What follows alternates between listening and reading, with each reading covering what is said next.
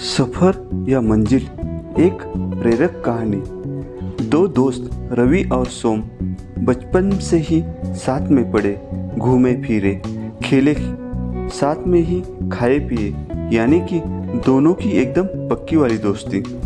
इनकी पक्की दोस्ती होते हुए भी दोनों के स्वभाव एकदम अलग। रवि एकदम शांत, सुलझा और विषय और वस्तु के हर पहलू पर ध्यान देने वाला। वही सोम एकदम विपरीत, यानी कि उतावला और सिर्फ रिजल्ट को महत्व देने वाला।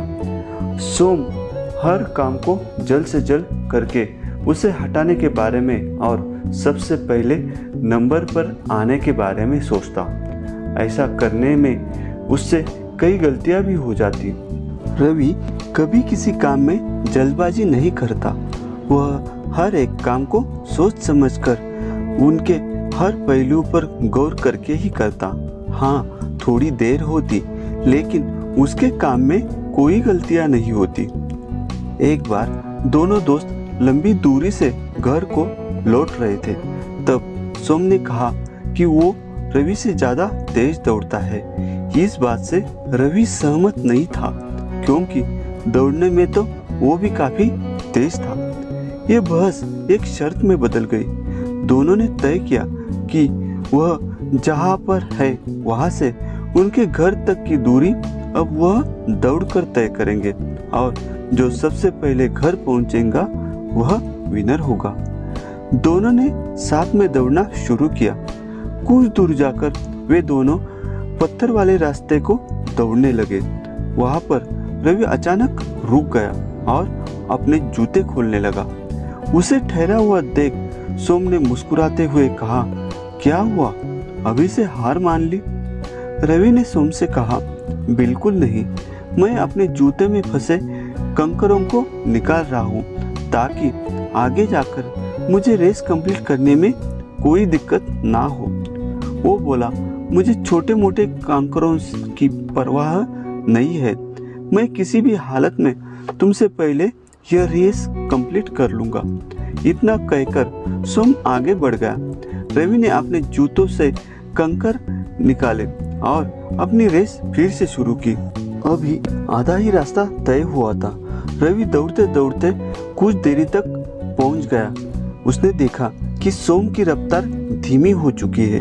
उसे यह समझते देर न लगी कि सोम के जूतों में फंसे कंकरों की वजह से उसे दौड़ने में तकलीफ हो रही है। देखते ही देखते रवि सोम से आगे निकल गया, लेकिन तभी रवि को पीछे से सोम की आवाज़ सुनाई दी, जो उसे मदद के लिए बुला रहा था।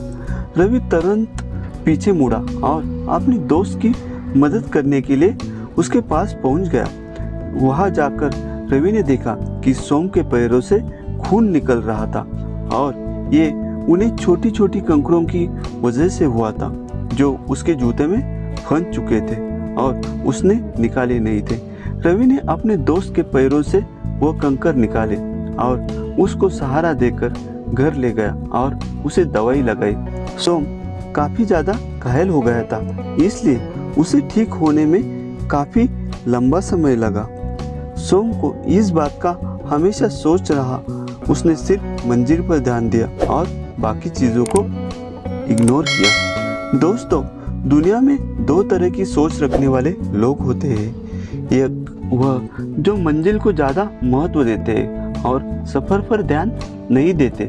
दूसरे वह जिन्हें सफ़र में भी उतनी ही दिलचस्पी होती है, वह सफ़र को भी उतना ही एंजॉय करते हैं जितना कि मंजिल को। और ऐसे लोग जानते हैं कि मंजिल तक पहुंचने के लिए सफ़र में कई सारी चीज़ों पर ध्यान देना पड़ता है, और आखिर में वही सही सलामत अपनी मंजिल पर पहुंचकर उसका आनंद मना पाते हैं। दोस्तों, एक कहानी हमने बहुत ही महत्वपूर्ण बात सिखाती है।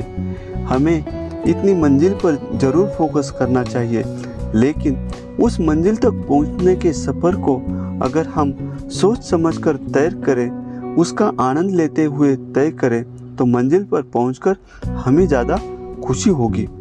दोस्तों, ऐसी और स्टोरी के लिए हमारे चैनल को सब्सक्राइब करो। Thank you.